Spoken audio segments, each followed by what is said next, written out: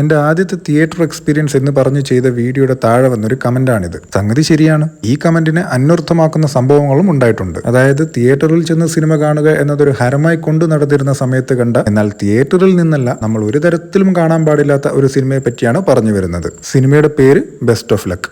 ഇതുപോലൊരു ചിത്രപഥം കാണാൻ കയറുന്നതിന് മുമ്പ് ആളുകൾക്കുള്ള ഒരു പ്രോത്സാഹനമായിരുന്നു ആ ടൈറ്റിൽ എന്ന് പിന്നീടാണ് മനസ്സിലായത്. മമ്മൂട്ടിയുടെ ഒരു എക്സ്റ്റൻഡഡ് ക്യാമിയോ ഉണ്ട് എന്ന് കേട്ടിട്ട് പോയി തലവെച്ചതാണ്. ആ പറഞ്ഞ സംഭവം എന്തായാലും അതിനകത്തുണ്ട്, അതായത് മമ്മൂട്ടിയുടെ ക്യാമിയോ. എന്നാൽ അതിനേക്കാൾ വലിയ അട്രോസിറ്റീസും ആ സിനിമയിലുണ്ട്. ഋതു എന്ന സിനിമയിലൂടെ അരങ്ങേറ്റം കുറിച്ച ആസിഫും നീലത്താമരയിലൂടെ അരങ്ങേറ്റം കുറിച്ച കൈലാഷുമാണ് ഇതിലെ നായകന്മാർ. അപ്പം ഈ പറഞ്ഞ ഇതേ സിനിമകളിൽ നായികമാരായി വന്നവരാണ് ഇതിലെയും നായികമാർ. അപ്പോൾ യൂത്തിന്റെ ഒരു സംഗമമായിരുന്നു ആ സിനിമ. ചെറുപ്പക്കാരുടെ പൾസ് അറിഞ്ഞെടുത്തൊരു സിനിമ എന്നൊക്കെ പറയണമെന്ന് എനിക്കുണ്ട്. പക്ഷെ അങ്ങനെ പറയണമെങ്കിൽ ആ കണ്ടവൻ വല്ല കണ്ണുപൊട്ടനുമായിരിക്കണം. എനിവേസ്, അന്നത്തോടെ എനിക്കൊരു കാര്യം മനസ്സിലായി. ഈ പുതിയതായി വരുന്ന ആക്ടേഴ്സിന്റെ അവർ കോമഡി ചെയ്യാൻ ശ്രമിച്ചിരിക്കുന്ന സിനിമകളുടെ പരിസരത്തേക്ക് പോകുന്നതിന് മുമ്പ് ഒന്ന് സൂക്ഷിക്കണം. കാരണം കോമഡി കൈകാര്യം ചെയ്ത് ഫലിപ്പിക്കുക എന്ന് പറയുന്നത് is not everyone's cup of tea. അത് ഈ സിനിമയിലെ പുതുമുഖങ്ങൾ നമുക്ക് നല്ല വൃത്തിക്ക് കാണിച്ചു തരുന്നുമുണ്ട്. പിന്നെ ഈ സിനിമയെ പറ്റി അന്നിറങ്ങിയൊരു മീഡിയ റിവ്യൂ ഞാൻ ഇപ്പോഴും ഓർക്കുന്നു. നന്നായി കോമഡി ചെയ്യാൻ അറിയാവുന്ന ഉർവശിയെ പോലൊരു സീനിയർ ആക്ട്രസിനെ പോലും ഈ പടത്തിന്റെ സ്ക്രിപ്റ്റ് ഒരു വെറുപ്പിക്കുന്ന തലത്തിലേക്ക് കൊണ്ടുപോവുകയാണ് ഉണ്ടായത്. പിൽക്കാലത്ത് ഇതിന്റെ സംവിധായകൻ